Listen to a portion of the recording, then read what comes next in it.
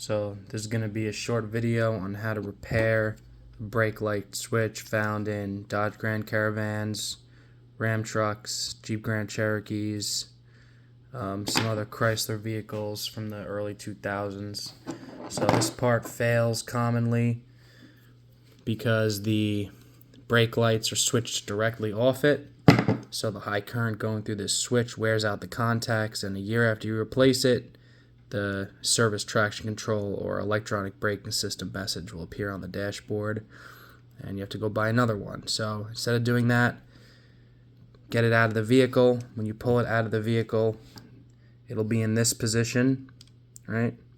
So when you install it in the vehicle, you install it in the bracket and twist, and that's what it looks like when it's installed in the vehicle. So when you remove it, it'll look like that. This plunger height is set when you press the brake for the first time, or when you install it actually, to the correct depth. So if it's all the way down here, that's normal.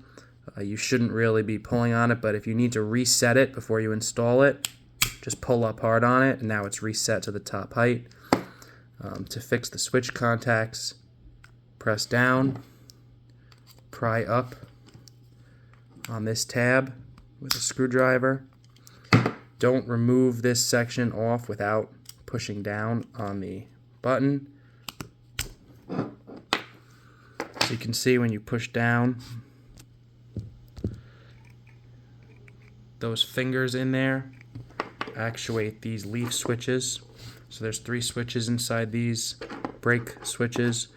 One of them is normally closed. You're looking at the opposite position here, because when you install it in there, this is normally up. So you see that finger right there on the topmost square holds the leaf in the up position, which is closed like that. And this is actually the switch that controls the brake lights. The other 2 go to the computers for the cruise control and to tell the electronic brake control module that you're pressing the brake.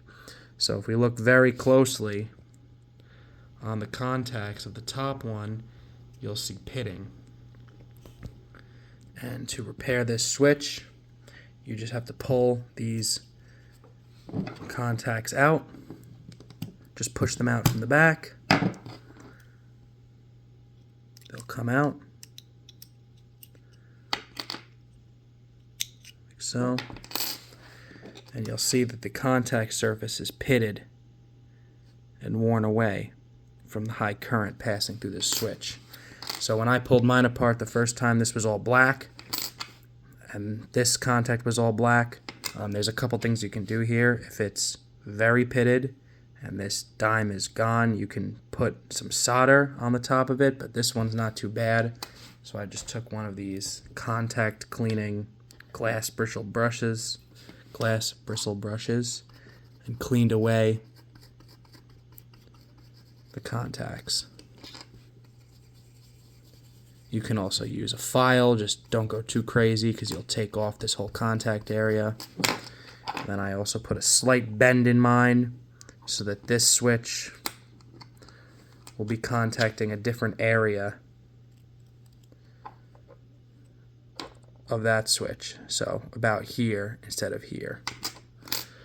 Now you just get your switch. You can remove this cover to make it easier.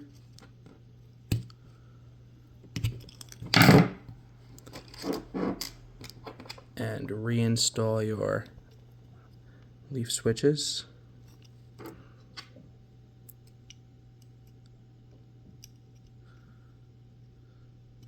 Make sure that the leaves are relatively straight up and down, not bent. If you pull it off or try to put it together wrong, you'll bend these leaf switches. So to put it back together, you just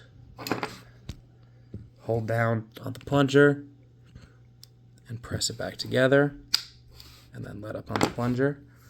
To test this switch, grab a multimeter, set it to the continuity beeper setting, and The top two contacts should be closed, so continuity, like so, until you push the button, and that's good. The next two down the line should be the opposite, so they only beep when you push the button, and the bottom two should be the same. And there you go.